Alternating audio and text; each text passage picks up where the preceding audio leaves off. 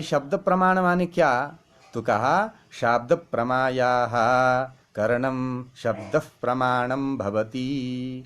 अर्थात जो शाब्द प्रमा का जो असाधारण कारण है उसे क्या कहते हैं? शब्द प्रमाण कहते हैं। और इसमें हम चर्चा क्या क्या करेंगे? इसमें हम चर्चा करेंगे शब्द, पद और पद शक्ति, वाक्य, वाक्यार्थबोध और इसके सहायक जितने भी साधन हैं उनकी चर्चा हम करेंगे। सबसे पहले शब्द प्रमाण में क्या आता है? शब्द, ये पद आता है। तो शब्द माने क्या?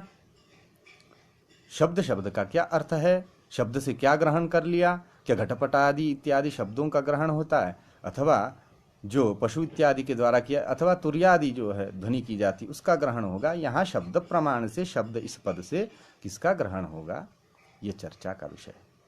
तो वहाँ कहा आप तवाक्यम शब्द, ये तर्क संग्रह से बोल रहा हूँ। मैंने तर्क भाषा से भी कुछ विषय लिया है, परंतु ये तर्क संग्रह से बोल रहा हूँ। दोनों वैशेषिक और न्याय दोनों का जो है प्रवेशात्मक ग्रंथ है, इसलिए हम तर्क संग्रह से इस बात को कह रहे हैं। तो कहा आप्तवाक्यम शब्द, शब्द होता है आप्तवाक्य।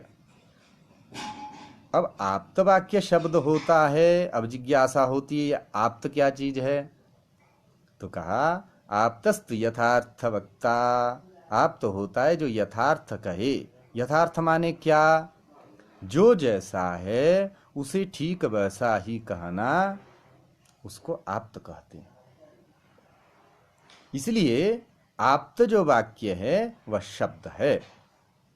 ठीक है, अब आप्त वाक्य शब्द, शब्द का अर्थ पता लगा। अब आपने कहा आप्त का भी अर्थ बता दिया। अब कहिए कि ये वाक्य क्या चीज है? तो वाक्यम पद समूह यथा गामानयेति, वाक्य जो है पद का समूह है, जैसे गाय को लाओ, ऐसा अर्थ। अर्थात पद का समूह जो है उसको वाक्य कहा जाता है। पद का समूह हमारे पास वाक्य किस रूप में आए? जैसे गाय को लाओ, ये जो पूरे पदों का जो दो पद गाम आनय, गाम और आनय, इन दो पदों का जो समूह है उसे क्या कहते हैं? उसे हम वाक्य कहते हैं। ये न्याय शास्त्रानुसार, शास्त्रांतर में इसका अन्य भी विचार है, वो हम यहाँ अभी नहीं करेंगे। तो इसलिए अब हमारे पास वाक्य का भी स्वरूप आ गया। अब आया पद। अब नया चीज क्या आया? पद आया। पद क्या चीज है?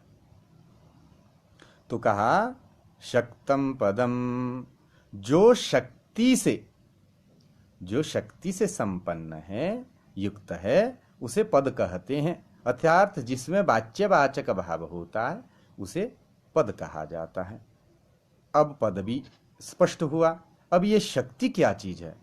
तो इस पर कहा कि अस्मात् शब्दात् अयम अर्थो बोधव्य इति ईश्वर संकेतः शक्ति ही।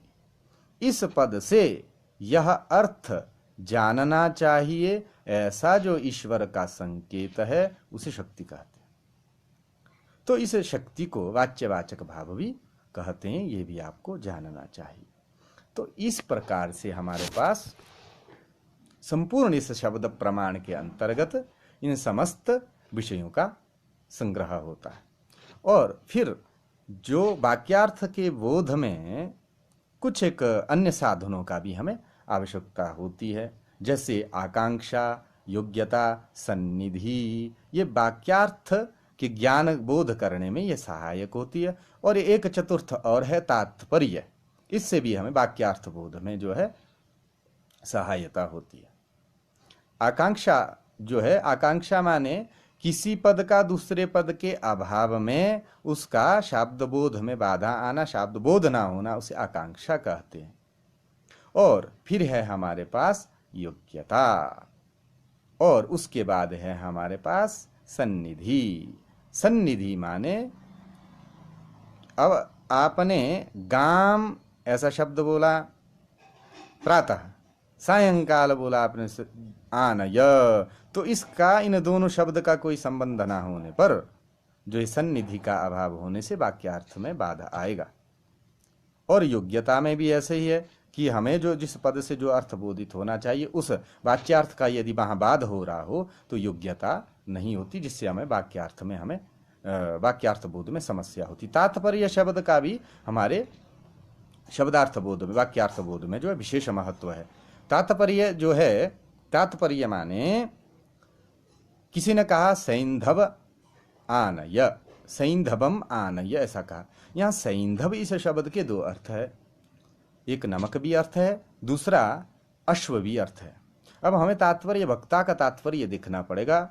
यदि तो भोजन प्रसंग है तो वहां भोजन के प्रसंग में सैंधव आनय, सैंधव इस पद से हम नमक का ग्रहण करेंगे, और यात्रा प्रसंग होगा तो सैंधवम सम से घोड़े का जो है हम तात्पर्य समझेंगे। इस प्रकार से वाक्यार्थ में हमारा जो है विशेष प्रकार से संबंध होता है। वाक्यार्थ समझने में जो है हमें इन सब चीजों की ये साधनभूत है, इनसे आवश्यकता रहती है।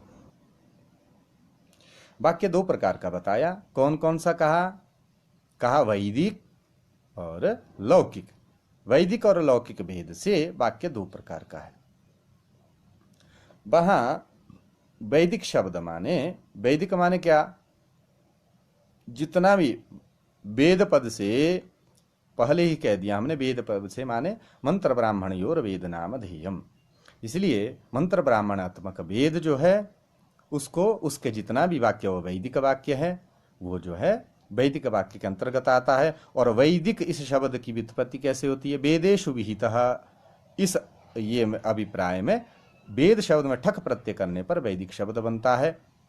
और वैदिक शब्द जो बन गया तो इसका अर्थ क्या हुआ, वेद में कहा हुआ अथवा वेद के समरूप अथवा वेद में व्युत्पन्न जो है वह जो है वैदिक शब्द से ग्रहण होगा। इसलिए इस व्युत्पत्ति के आधार पर वेद मंत्रों का ग्रहण तो होगा ही होगा, साथ में स्मृति जो वेद मूलकतया वेद अविरुद्ध जो स्मृतियां पुराण इतिहास आदि है उनका भी ग्रहण होता है। इसलिए उनका भी यहाँ शब्द जो है वाक्य इस पद से उनका भी ग्रहण होता है, इसलिए वह भी प्रामाणिक होते हैं।